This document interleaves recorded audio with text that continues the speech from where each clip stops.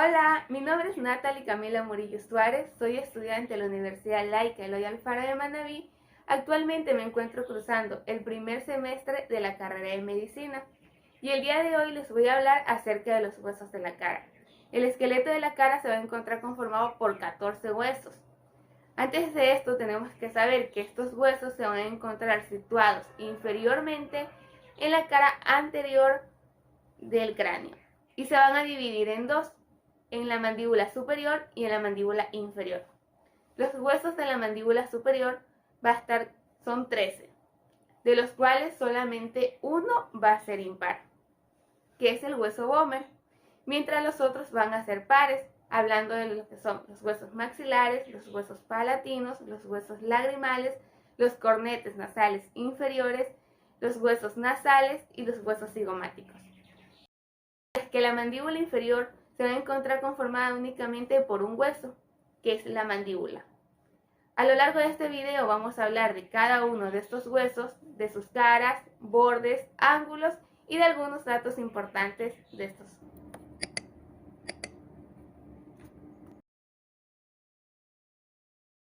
El maxilar. Este de aquí es un hueso de la cara par, corto y de forma irregular. Se va a encontrar situado por arriba de la cavidad bucal, por abajo de la cavidad orbitaria y lateral a las cavidades nasales.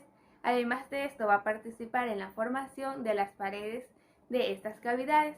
¿Con quién se va a articular? Se va a encontrar articulado con el maxilar del lado opuesto y así va a formar un solo hueso.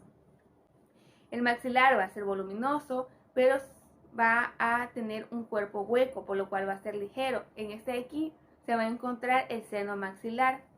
Va a tener una forma cuadrilátera, va a presentar 2 caras y 4 bordes. La cara lateral.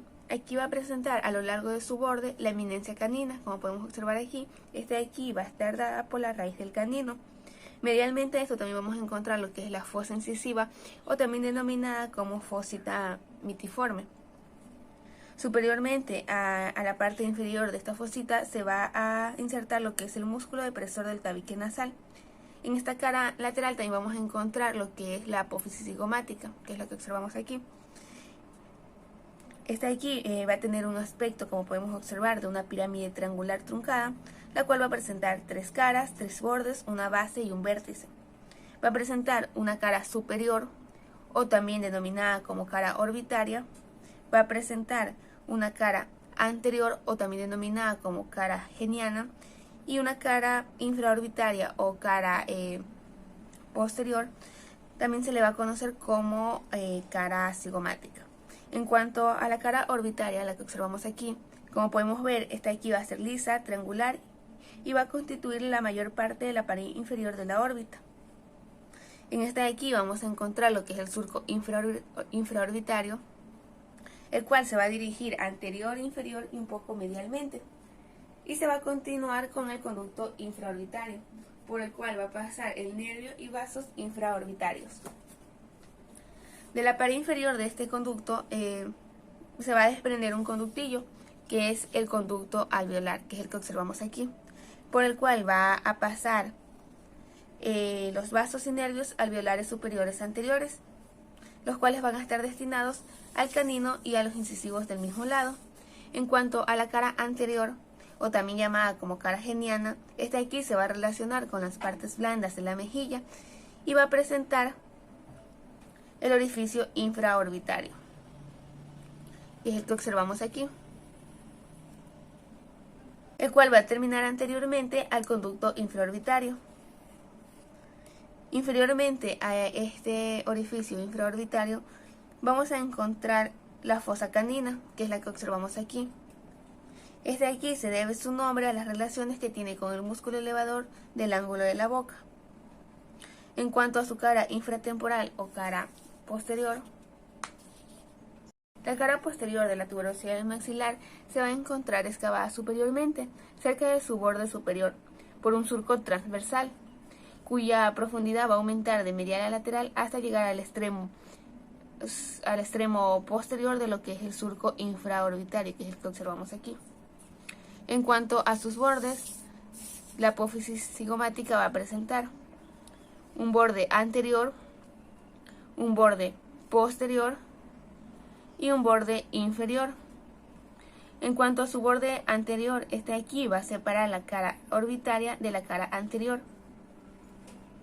Su borde posterior, el que observamos aquí, este de aquí separa la cara orbitaria de la cara infratemporal.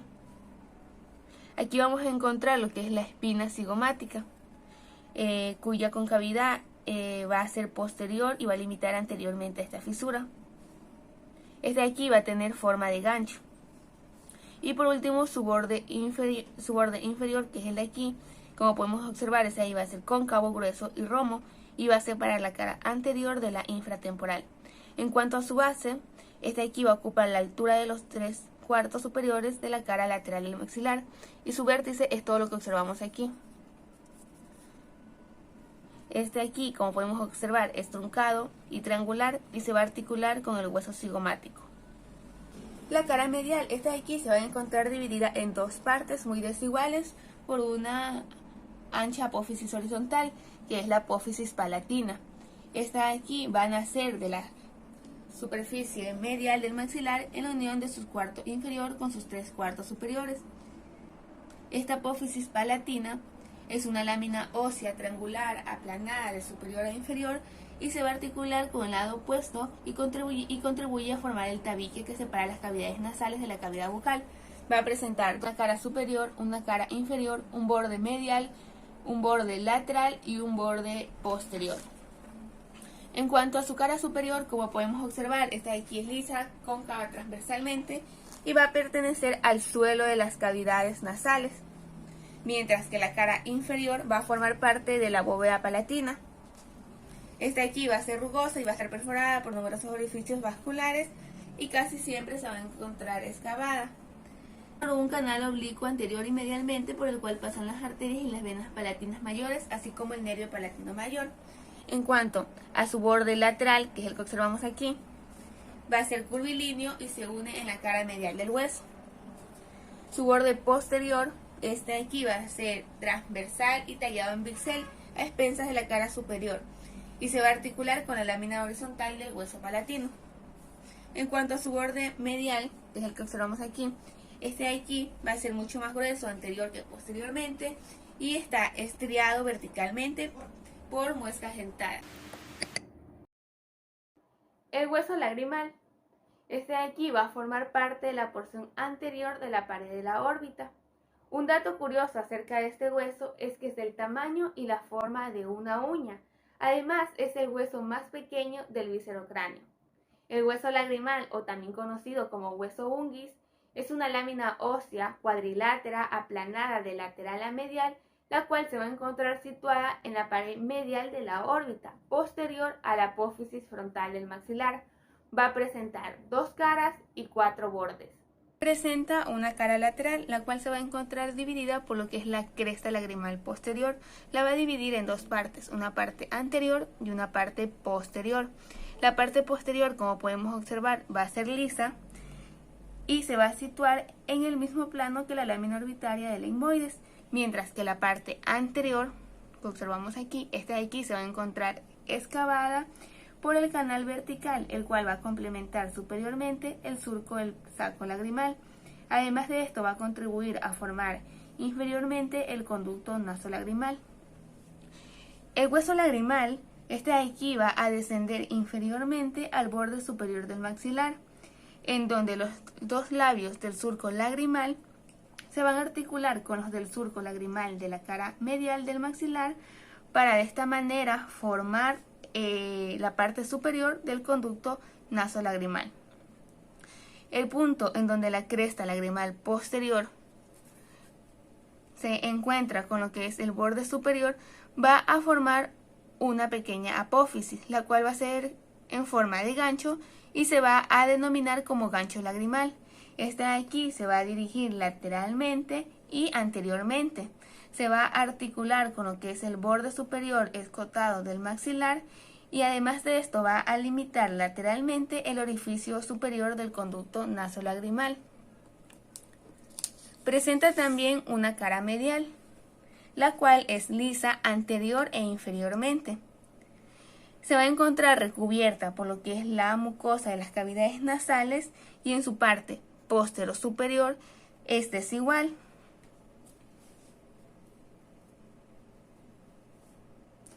En donde se va a articular con la cara anterior del laberinto etmoidal.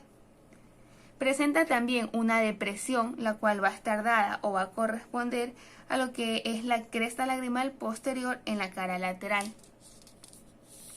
Sus bordes. Presenta 4 bordes.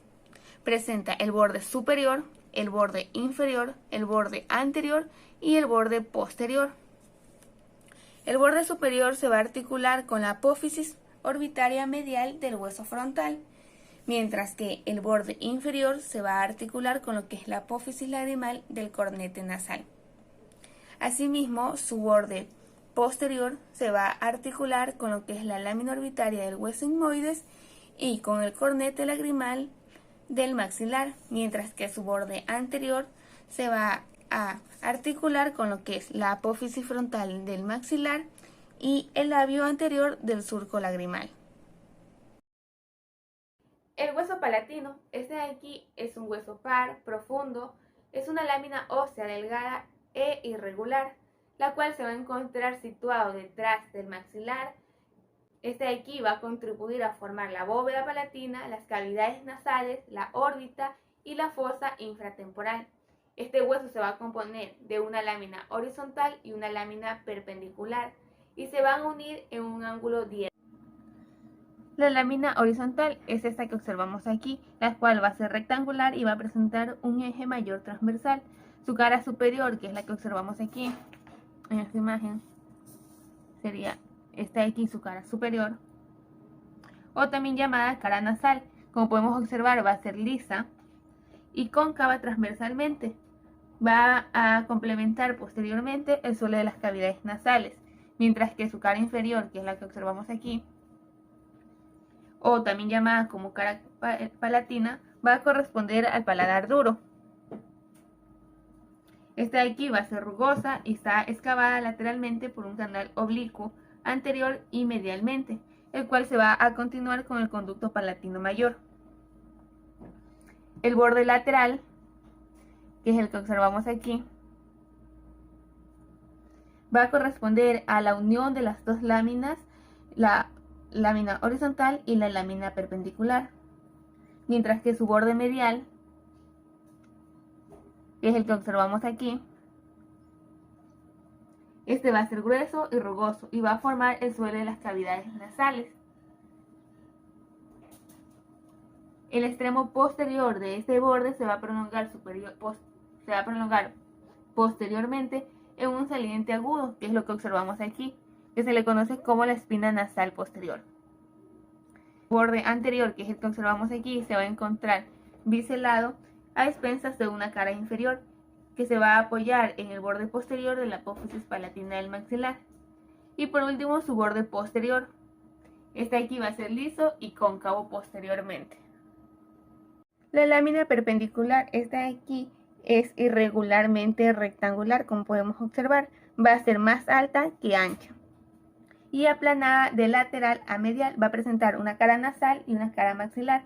En cuanto a su cara nasal, aquí vamos a encontrar lo que es la cresta del cornete, que es esta que observamos aquí, la cual se va a articular con el cornete nasal inferior. De ahí vamos a encontrar la cresta etmoidal, que observamos aquí, la cual se va a unir al cornete nasal medio. En cuanto a su cara lateral o cara maxilar, esta de aquí va a presentar 4 segmentos. Un segmento sigmoidal, que es el que observamos aquí.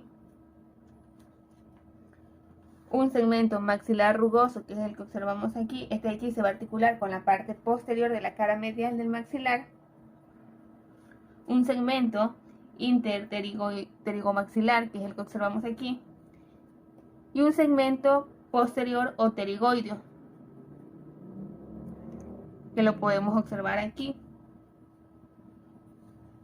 el cual es rugoso y se va a articular con la cara medial de la lámina medial de la apófisis pterigoidea. El segmento maxilar va a estar dividido en 2 zonas rugosas secundarias.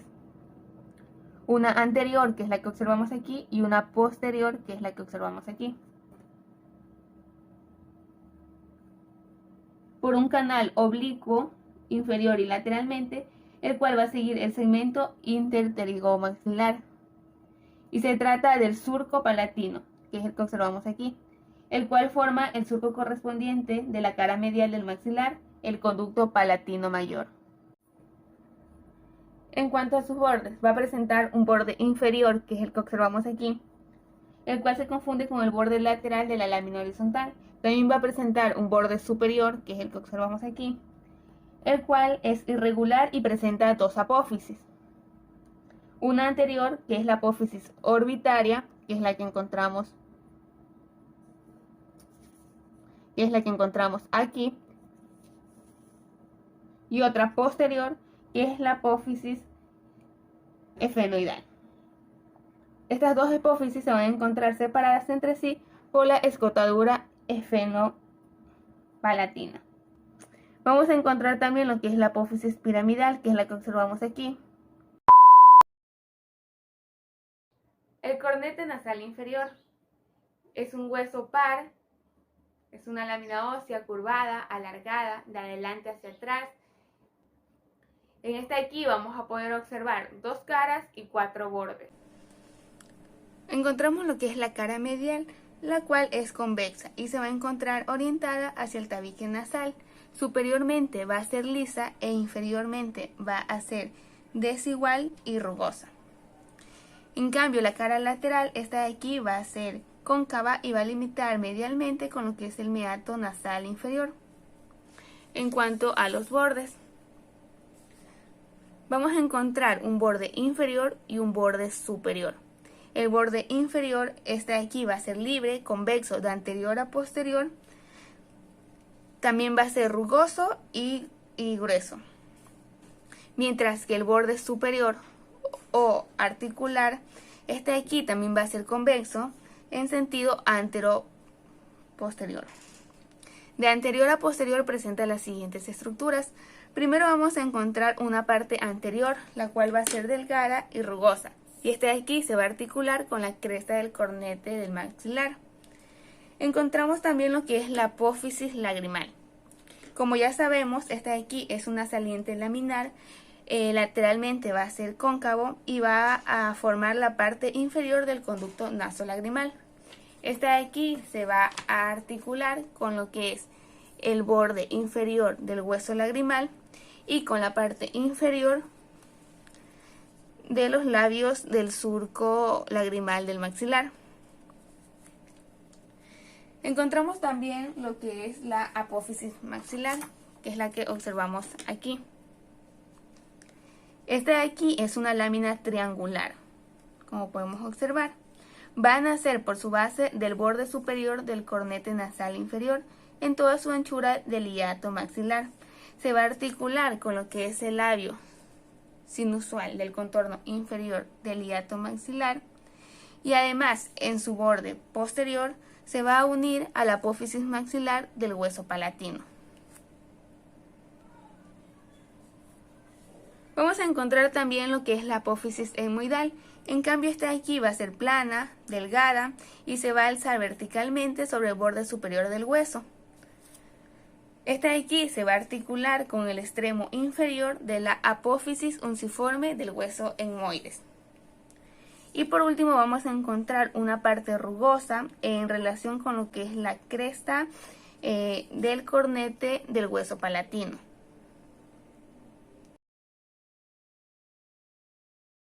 El hueso nasal, o también conocido como hueso propio de la nariz. Este de aquí es una lámina ósea cuadrilátera aplanada, más ancha inferior que superiormente. Se va a situar a ambos lados de la línea media entre las apófisis frontales del maxilar y inferior al borde nasal del hueso frontal. Este hueso va a ser palpable debajo de la nariz y va a estar expuesto a fracturas. Va a presentar dos caras y cuatro bordes. Caras. Vamos a encontrar una cara anterior y una cara posterior. La cara anterior, esta de aquí, va a ser convexa en sentido transversal. En sentido vertical, superiormente va a ser cóncava e inferiormente va a ser convexa. En esta cara, en su parte media, vamos a encontrar un orificio de un conducto que se abre en la cara posterior. Esta cara posterior se va a encontrar recubierta superiormente de ásperas por medio de las cuales el hueso nasal se va a unir a la espina nasal del hueso frontal. En el resto de su extensión, este de aquí va a ser cóncavo y liso, aunque se encuentra cruzado, como podemos observar aquí, en toda su longitud por un estrecho surco. A este surco se le va a llamar como surco etmoidal. Por aquí va a pasar el ramo nasal externo del nervio etmoidal anterior.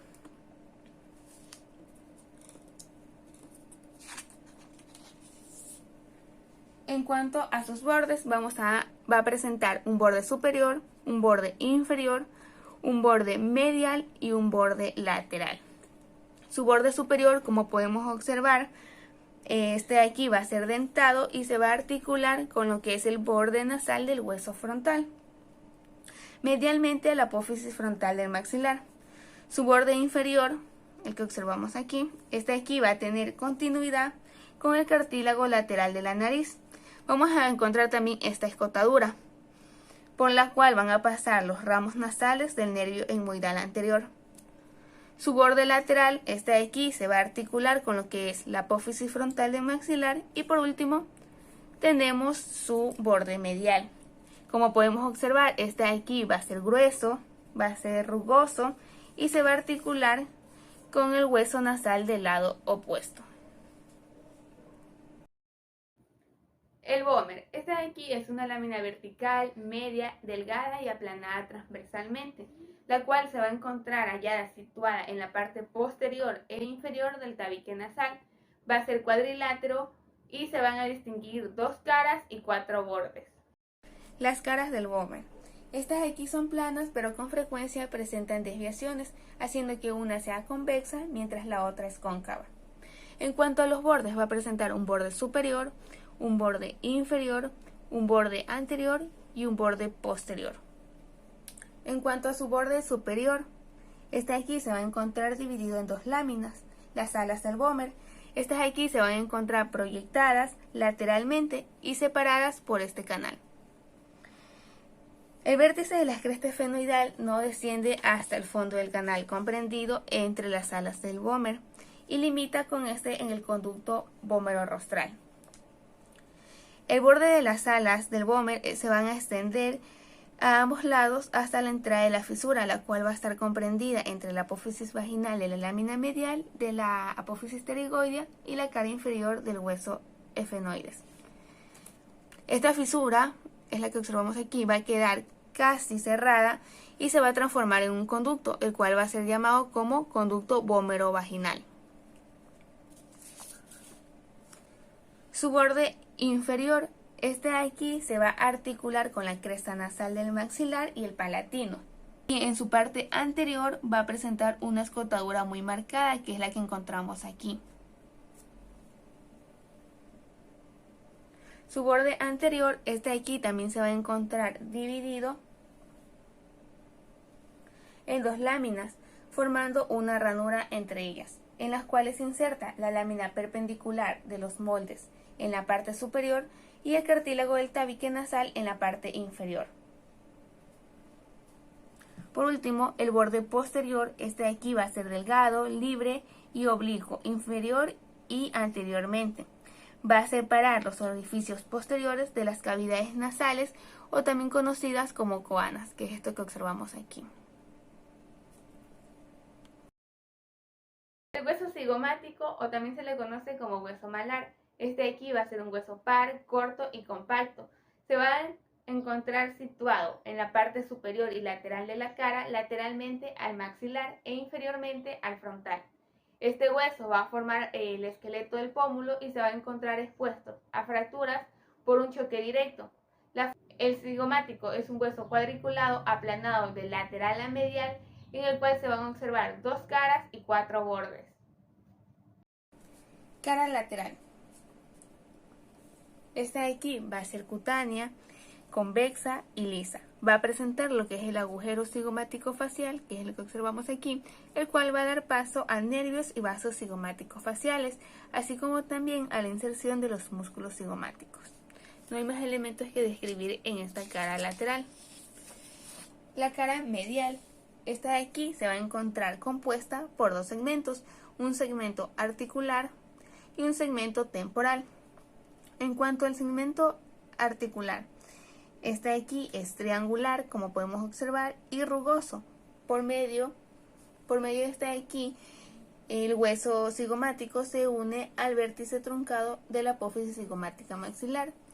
En cuanto al segmento temporal o posterior, este de aquí en cambio va a ser liso, va a ser cóncavo transversalmente y se va a encontrar en relación superiormente con lo que es la fosa temporal y inferiormente con lo que es la fosa infratemporal.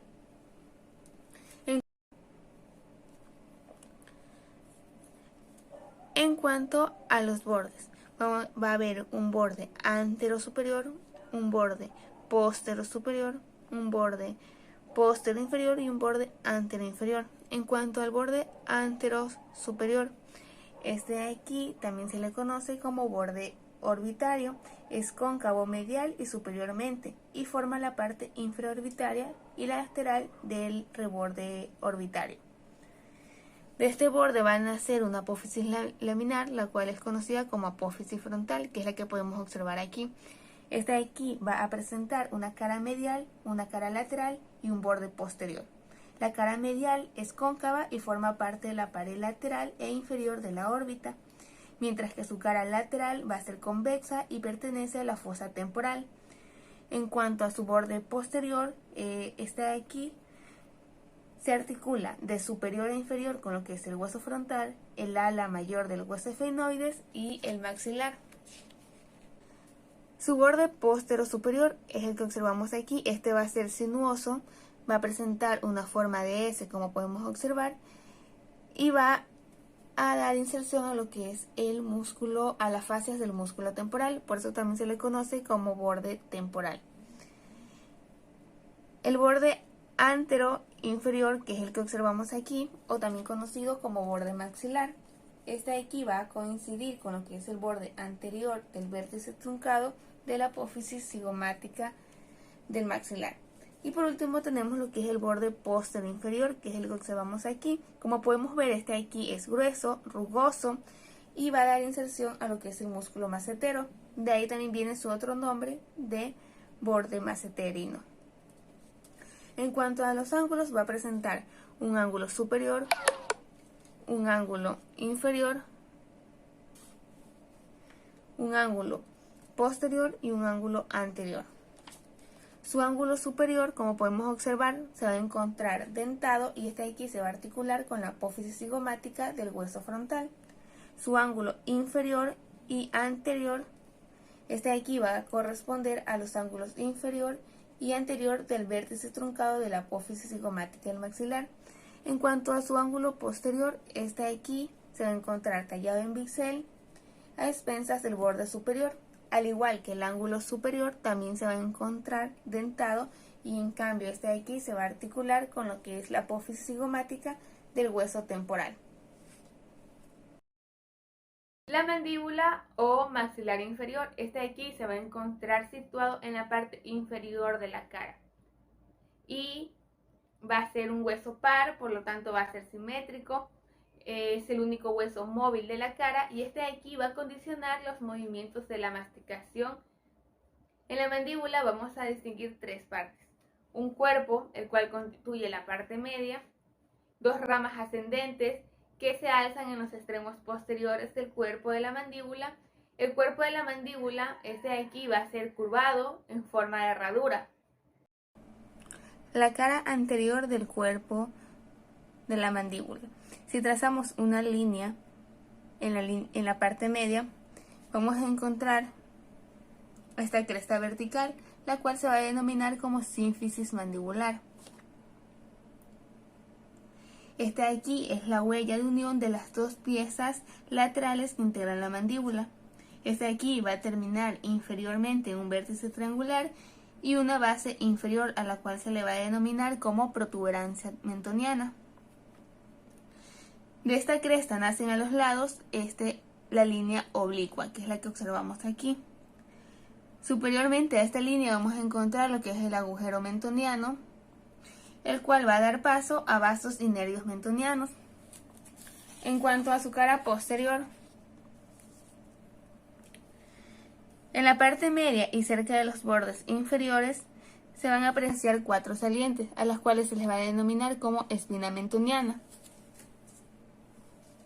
Va a haber una espina mentoniana superior, la cual va a dar inserción al músculo genigloso, y una espina mentoniana inferior, la cual va a dar inserción al músculo genioideo.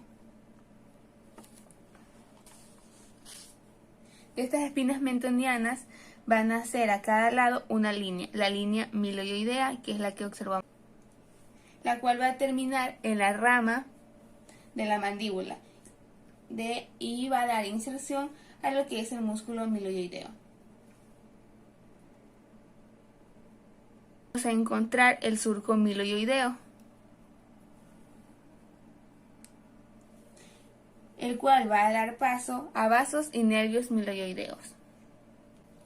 La línea miloioidea va a dividir la cara posterior de la mandíbula, del cuerpo de la mandíbula, en una parte superior y en una parte inferior. La parte superior la vamos a encontrar excavada y se va a denominar como fosita sublingual, y esta de aquí se va a relacionar con lo que es la glándula sublingual. Mientras que la parte inferior, esta va a ser más alta posterior que anteriormente y se le va a denominar como fosita submandibular, y se va a encontrar en relación con lo que es la glándula submandibular. En cuanto a los bordes, va a presentar un borde superior, o también denominado como borde alveolar, el cual va a estar destinado a las raíces de los dientes. También va a presentar un borde inferior, el cual va a ser libre, grueso, obtuso y liso. Aquí vamos a encontrar esta fosita digástrica, en la cual se va a insertar el vientre anterior del músculo digástrico. Las ramas, estas aquí van a ser rectangulares y alargadas. De superior a inferior van a presentar dos caras. Una cara lateral, que es la que observamos aquí. En su parte inferior se va a apreciar crestas rugosas, oblicuas, inferior y posteriormente, en las cuales se va a insertar lo que es el músculo macetero. Va a presentar también una cara medial, la cual en su parte inferior también va a existir estas crestas, pero en cambio está aquí para la inserción del músculo pterigoideo medial. En la parte media se encuentra el orificio de la entrada del conducto mandibular, el que observamos aquí, por el cual va a penetrar los vasos y nervios alveolares inferiores. Posterior al orificio del conducto mandibular vamos a encontrar otro saliente más pequeño que el anterior, el cual se va a denominar como antígula. Vamos a encontrar un borde anterior, el cual va a estar comprendido entre dos crestas o labios, uno medial y otro lateral. Superiormente, el labio medial va a ascender sobre la cara medial de la rama de la mandíbula y la apófisis coronoideas, formando un relieve al cual se le va a denominar como cresta temporal, que es la que se encuentra aquí. También vamos a encontrar la cresta bucinatriz, que es la que observamos aquí, la cual va a dar inserción al músculo bucinador. Los dos labios del borde anterior dan inserción a los fascículos tendinosos del músculo temporal. En cuanto al borde posterior, este de aquí va a ser grueso y romo, y va a describir una curvatura en forma de S muy alargada. El borde inferior se continúa anteriormente con el borde inferior del cuerpo de la mandíbula. Y por último, el borde superior, el cual va a presentar dos salientes, como podemos observar, lo que es la apófisis condilar y la apófisis coronoidea, separadas por una escotadura, la cual es conocida como escotadura mandibular.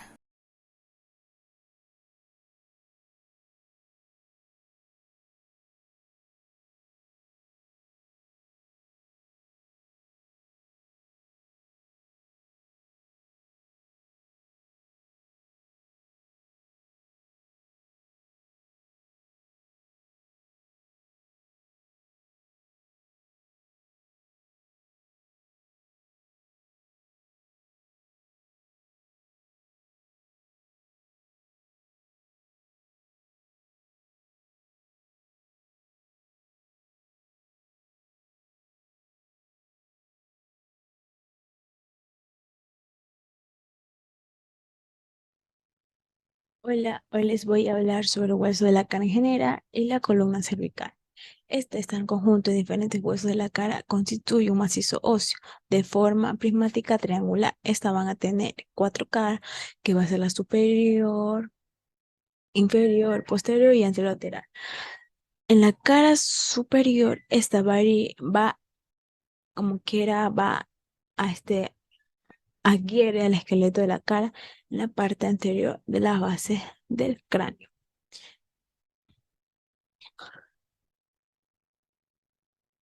En la cara inferior, esta corresponde inferiormente a la convexidad ancha y profunda crismática por la mandíbula, cuya fondo está constituida por el paladar óseo.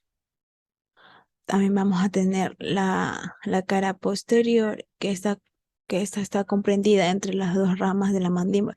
Presenta los orificios posteriores de las cavidades nasales, denominados coanas. Y por último, en la cara anterolateral, esta muestra una región media de superior a inferior al saliente de la nariz al orificio anterior de las cavidades nasales óseas. Ahora vamos a hablar sobre las cavidades de la cara. El macizo facial presenta una gran numeración de cavidades. Se cuentan 7 cavidades principales. Solo una de ellas es impar y media y se halla en la relación de los huesos de la cara. Vamos a ver en este imagen aquí. Tenemos la sutura frontonasal, la sutura internasal, apertura piriforme, espina nasal anterior, sutura intermaxilar, incisivos centrales y protuberancia mentoniana. En la parte inferior vamos a ver el vómer, proceso pterigoideo, la bóveda palatina y el borde maxilar.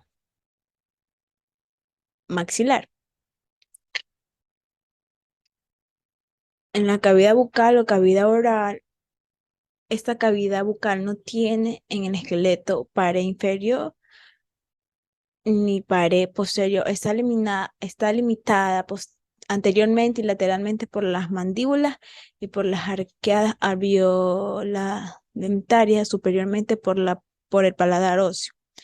Esta va a tener forma anteriormente por la apófisis palatina de las maxilares y posteriormente por la sutura en forma cruz. Vamos a ver aquí la pared anterior, que van a ser los labios, la pared lateral y la pared superior, la bóveda palatina. Las cavidades nasales se trata de dos cavidades afructuosas situadas a ambos lados de la línea media, superiores a las cavidades bucales óseas, inferiores a la base del cráneo y medial a las cavidades orbitales. Para examinar cómo están formadas las cavidades nasales, consideremos cuatro paredes: inferior, superior y externa. En la pared inferior, la concha nasal es un hueso de la cara independiente. Recomendamos con las conchas nasales superiores y medias son partes del etmoide, en el cual articula por las extremidades anteriores con la cresta conchal del maxilar. En la cara superior son 6 huesos que intervienen en la constitución de esta pared: al maxilar, el hueso efenoide, el hueso palatino, el hueso lacrimal y el conecte nasal inferior y el hueso etmoides. En la cara, en la cara, en la cara externa está ubicada por dentro de la porción del cráneo adyacente.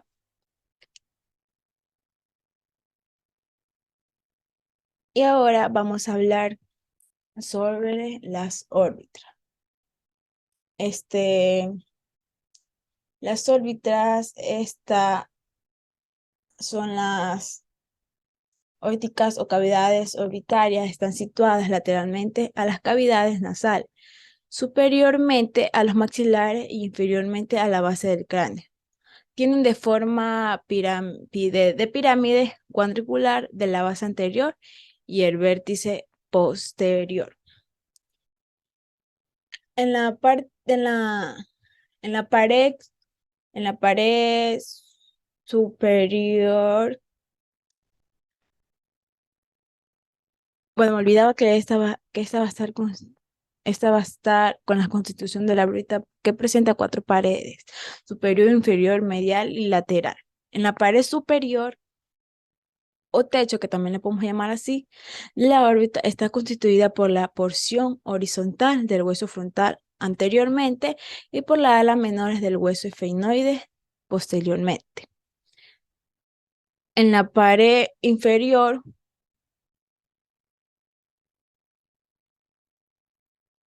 a ver, no sería en la pared inferior, sería en la pared media. No, sí, en la pared inferior. Este osuelo de la órbita está formada por tres huesos en la cara orbitaria de la apófisis cigomática del maxilar, que la vemos aquí. Esta ocupa a los 2/3 de los 3/4 mediales de esta pared. La apófisis frontal del hueso cigomático está situado lateralmente al maxilar. Ahora sí vamos con la pared media. Esta está compuesta de cuatro piezas óseas que son de anterior a posterior, exemento de la apófisis frontal del maxilar, situado posteriormente a la cresta lacrimal, lacrimal anterior y el hueso lacrimal, la lámina orbitaria del hueso etmoide y el segmento de la cara lateral del cuerpo del hueso esfenoide. Esta va a estar situada anteriormente a la fisura orbitaria superior a la ala mayor del hueso esfenoides. Y en la pared lateral, esta va a estar formada en las 2/3 posteriores de su extensión por la cara orbitaria de la ala mayor del hueso esfenoide. La pared es complementada anteriormente a la cara de la órbita, la fosa infratemporal. Esta fosa tiene forma de pirámide triangular que va a presentar una pared anterior y otra medial. En la pared anterior, esta está formada por la tuberosidad del maxilar. De la pared superior está constituida por la parte inferior horizontal del ala mayor del hueso esfenoide. En la pared medial, esta está formada por la lámina lateral de la apófisis pterigoides y el vértice que corresponde al punto de unión de las tres caras frente al extremo superior de la apófisis pterigoide por unión de su base de la fosa que se abre lateralmente. El hueso hioides. Este hueso está situado en la línea medial que va a ser convexo anteriormente, cóncavo posteriormente e incurvado en forma de herradura o de icilión. También va a estar situado transversalmente superior a la laringe y a la altura de la cuarta vértebra cervical en el ángulo formado por la cara anterior del cuello y el suelo de la boca. Este hueso está aislado del resto del esqueleto al cual se halla unido solo por ligamentos y músculos, que va a estar compuesto por las astas menores, mayores y cuerpo. En su cuerpo, esta lámina ósea cuadrilateral es aplanada de anterior a posterior y alargada transversalmente, ligeramente incurvada, de manera que su concavidad se orienta posteriormente. Esta va a tener dos caras anteriores, posteriores, su borde superior, inferior y lateral. La cara anterior es marcadamente convexa tanto en sentido transversal como vertical. Una cresta transversal la divide en dos partes. Una es superior y está orientada superior y anteriormente. Esta cara anterior del hueso hioides va a dar inserción a los músculos enioideos, genigloso, giogloso, miloioideo, digástrico y estiloioideo. En la cara, en la cara posterior, esta cara va a estar profunda y se halla regularmente excavada y esta va a dar inserción lateral inferiormente al músculo tiroideo.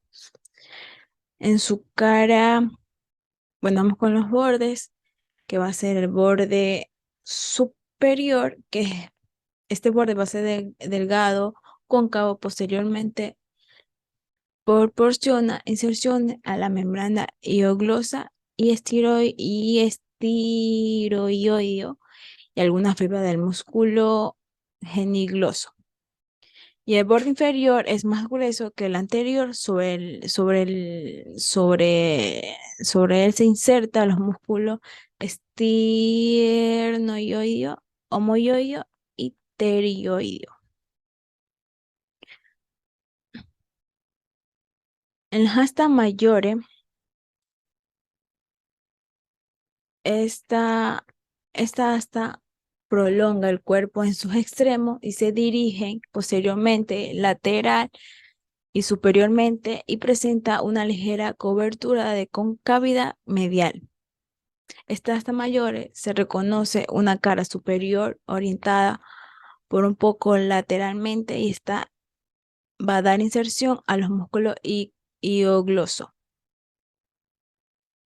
También va a tener una cara inferior orientada un poco medialmente sobre la que se inserta una pared del músculo tiroideo. Y un borde lateral convexo que esta va a dar inserción al músculo tiroideo. Un borde medial cóncavo donde se inserta la membrana tiroidea y un extremo posterior denominado tubérculo destinado a la inserción del ligamento tiroideo lateral. También vamos a tener las astas menores, que esta va a ser muy pequeña, ovoides, que se articula por su extremo más grueso o base con el cuerpo y al asta mayor. En el extremo superior de la línea de unión de estas dos piezas esqueléticas son alargadas de superior a inferior, que estas van a tener dos caras, que es la superior, inferior, dos bordes laterales y mediales y su vértice. Em, Su vértice que esta asta menor se inserta también con el músculo longitudinales superiores e inferiores de la lengua, el constrictor medio de la faringe. Aparato ioio. Esto va a estar estiloidal. Será este aparato ioio, es el embrión humano del cartílago de Richard, como prendido en el segundo arco o arco ioio. Se divide en el cuerpo del desarrollo en tres segmentos: un segmento distal o hasta menor del hueso hioide, un segmento que se transforma en el ligamento estiloioideo y un segmento proximal que se convierte en la apófisis estiloioideo. Ahora les voy a hablar sobre la vértebra cervical o columna vertebral. Esta está compuesta de siete vértebras superpuestas y articuladas entre sí. Vamos a tener su cuerpo, que es alargado transversalmente y más grueso anterior que posteriormente. El pentículo se implanta en la cara posterior de la cara lateral del cuerpo, cerca de la cara superior y se extiende hasta la apófisis articular. Este agujero, que se va a llamar agujero intervertebral, al orificio situado entre los pendículos de dos vértebras vecinas. Que lo vemos aquí, pendículo, y este es el agujerito. En la apófisis articular, esta forma una columna ósea vertical unida al cuerpo por el pendículo y con las caras superiores e inferiores talladas en el bisel. También aquí vamos a ver la apófisis articular, que la vemos aquí. La apófisis transversal, que esta apófisis está formada por la unión de dos raíces, una anterior y otra posterior. También vamos a tener a la lámina vertebral, que esta va a ser más ancha que las altas láminas que están inclinadas inferior y posteriormente, que se extiende desde la apófisis articular de la apófisis espinosa. También vamos a obtener a la apófisis espinosa, que es esta puntita que está aquí, que esta va a estar formada por la unión de las dos láminas. Su vértice es bitubercular lateral y su cara inferior está concavada por un amplio canal. También vamos a tener aquí al agujero, que este agujero es triangular con una ancha base anterior. Ahora aquí vamos a hablar de la primera vértebra cervical. Ya tenemos una imagen de atlas y anatomía. La primera vértebra cervical, este atlas se extiende más transversalmente que las otras vértebras cervical. Está formado por dos masas laterales, unidas por dos arcos óseos, uno anterior y otro posterior. Circunscriben al agujero vertebral.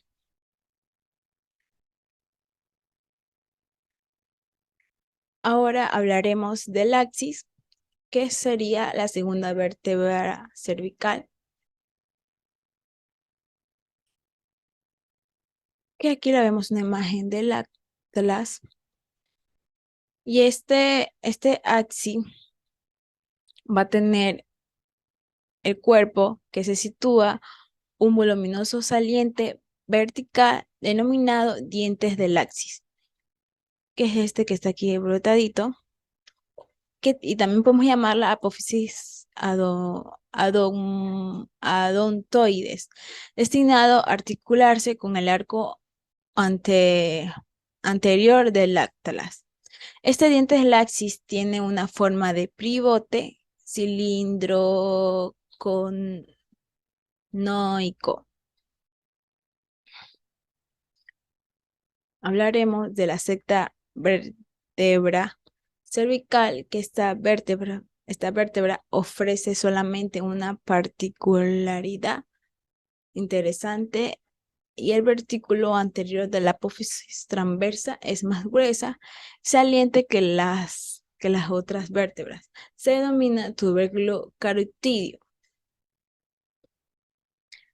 Por último, tenemos a la vértebra que sería la séptima prominente. Es una vértebra de transición entre las vértebras cervicales y las torácicas. El cuerpo presenta a veces en la parte inferior de sus caras laterales una pequeña carilla articular en relación con la primera costilla. La apófisis transversa con más larga y montuberculares. El agujero es transverso o más pequeña.